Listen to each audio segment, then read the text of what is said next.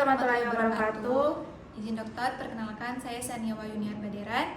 Saya Nasya Ida Baslan. Kami akan melakukan review CSL fungsi pleura. Saya sebagai dokter. Saya sebagai asisten. Dimulai dokter. Izin dokter. Baik, yang pertama memperkenalkan diri dulu kepada pasien. Baik Bapak, perkenalkan saya Dokter Sania yang menjaga pada pagi hari ini. Baik Bapak, tadi dengan Bapak A, umur 40 tahun nih Bapak jadi sesuai wawancara dan hasil fototoraks kami mencurigai ada penumpukan cairan di bagian dinding dada Bapak. Dengan itu kami akan melakukan pemeriksaan fungsi pleura, yang mana pemeriksaan fungsi pleura ini tujuannya yaitu untuk mengambil cairan yang tertumpuk di bagian dinding dada Bapak. Dalam hal ini Bapak bisa akan merasakan lega kembali ataupun bisa sehat kembali dengan pemeriksaan ini, dan tujuannya untuk dapat mendiagnosis juga keluhan yang Bapak rasakan. Sebelumnya itu prosedurnya Bapak, saya akan menusukkan jarum di bagian dinding toraks Bapak atau dinding dada Bapak untuk mengeluarkan penumpukan cairan tersebut agar menghindari gangguan paru. Apakah Bapak bersedia? Bersedia. Baik, karena Bapak sudah bersedia, Bapak bisa mengambil tempat. Baik Bapak, karena Bapak tadi sudah bersedia, di sini kami akan memeriksa kembali bagian yang terjadi penumpukan cairan tersebut dengan melakukan pemeriksaan fisik maupun melihat kembali fototoraks yang sudah dilakukan pada sebelum pemeriksaan fungsi pleura. Yang pertama, kita pemeriksaan fisik terlebih dahulu, itu kita bisa perkusi. Misal ada penumpukan cairan di bagian kanan, di bagian kiri dari pasien, dinding toraks bagian kiri. Berarti kita lakukan perkusi ataupun sinistra. Di bagian sinistra itu kita perkusi dari apex paru sampai ke basal paru, yaitu kita perkusi. Kita merasakan dari bunyi peka ke redup. Nah, jika sudah bunyi redup, kita bisa mengetahui berarti di situ ada penumpukan cairan atau penumpukan cairan dari yang dirasakan oleh pasien. Nah, jika kita sudah evaluasi, nah selanjutnya baik Bapak, karena saya sudah mengetahui area yang akan dilakukan pemeriksaan, saya akan menyiapkan alat dan bahan terlebih dahulu. Selanjutnya kita akan menyiapkan alat dan bahan, yaitu menyiapkan alat bahan. Yang pertama di sini ada sarung tangan steril, ada handscoon steril, di sini ada Spoit 50 cc, ada blood set, ada Spoit 10 cc, ada lidocaine, terus di sini ada kasa steril, di sini juga ada betadine, ada alkohol swab, ada kateter ataupun aboket dengan ukuran 16, dan ada beberapa alat dan bahan lainnya. Nah, setelah itu jika sudah selesai, kita lakukan cuci tangan 6 langkah.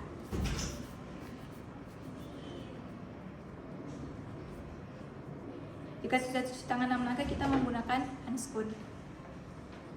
Asepsis terlebih dahulu kepada pasien dengan menggunakan betadine dan alkohol, yaitu kita asepsis terlebih dahulu.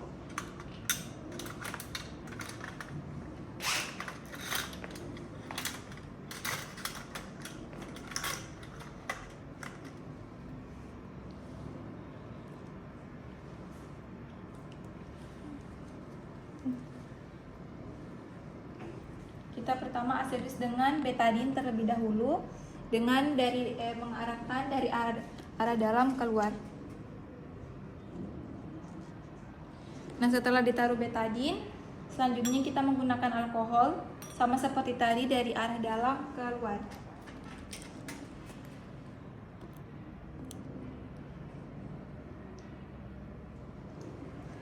Nah, setelah diasepsis, kita akan melakukan pemasangan handuk kepada pasien. Tujuan pemasangan handuk ini agar kita tidak terkontaminasi dengan cairan ataupun sesuatu pada pasien.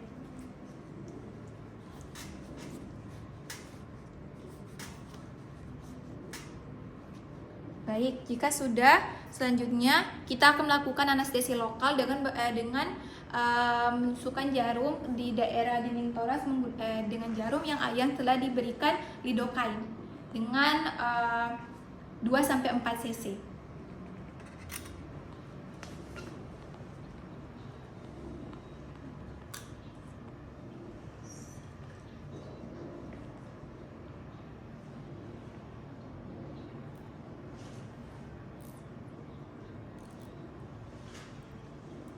Baik, jika sudah 2-4 cc, selanjutnya kita akan menginsersikan di bagian daerah, yaitu tepatnya di linea axillaris posterior, tepat di bawah daerah yang tadi kita temukan perkusi redup pada pasien. Jadi kita lakukan dengan infiltrasi lokal subkutan dengan mengarah bevel ke atas. Permisi Pak. Selanjutnya kita aspirasikan, kita lihat apakah ada darah atau tidak. Jika tidak, kita masukkan, kita bisa tarik. Nah setelah itu kita tunggu beberapa saat. Lanjutnya kita masukkan lebih dalam seperti merasakan menembus kertas. Setelah itu kita masukkan cairan, lalu kita aspirasikan kembali.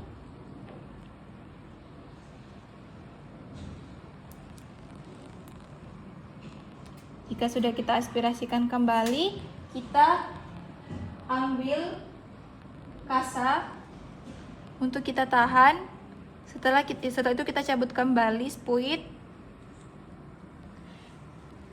Baik, setelah itu spuit 10 cc yang berisi cairan yang di dalam kita jadikan sampel terlebih dahulu. Kita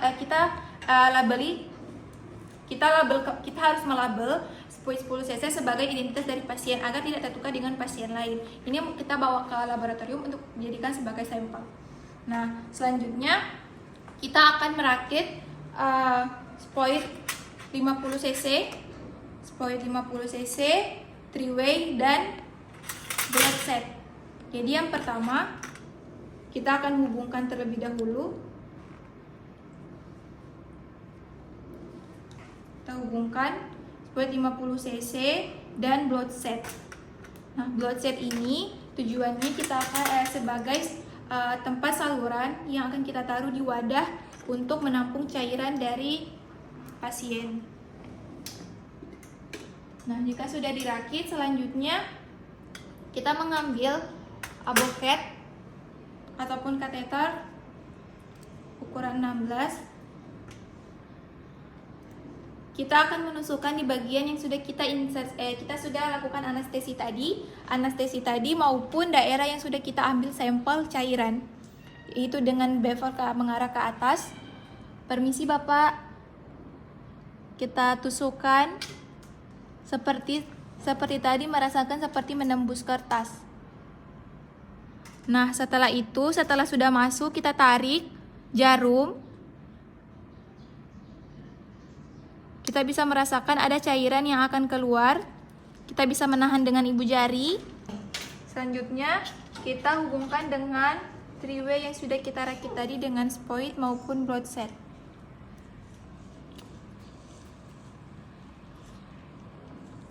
Nah, setelah itu kita aspirasi cairan yang ada di dalam sekitar 1.500. Nah, selanjutnya bisa kita buang.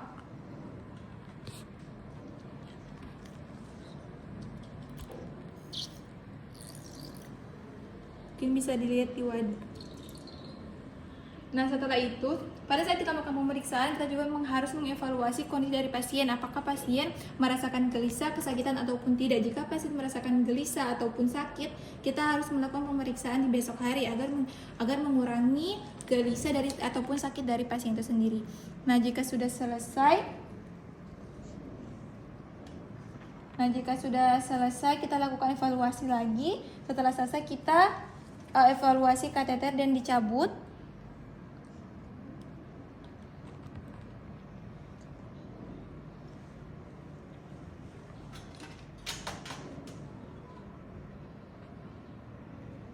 Kita cabut.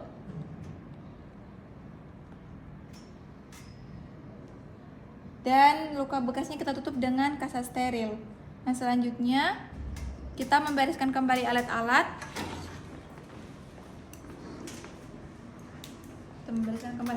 Barang yang sudah dipakai kita akan buang ke tempat sampah medis.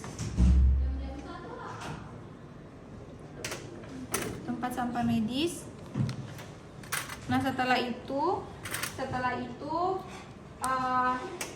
jadi tadi label ataupun sampel yang sudah kita ambil cairan dari pasien itu sendiri dari 10 cc yang sudah dilabeli nama pasien akan kita kirim ke laboratorium sebagai sampel yang akan dilakukan pemeriksaan kembali untuk mendiagnosis apa yang terjadi dari pasien itu sendiri.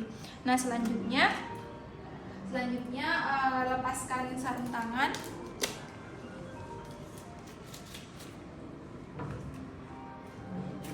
Jadi kita cuci tangan kembali 6 langkah. Dan baik Bapak, pemeriksaan sudah selesai. Jadi akan ada informasi kembali mengenai sampel yang telah kami ambil cairan yang ada di tubuh Bapak. Dengan itu pemeriksaan sudah selesai. Apakah ada pertanyaan Bapak? Baik Bapak, karena sudah tidak ada pertanyaan, pemeriksaan telah selesai. Terima kasih. Semoga cepat sembuh Bapak.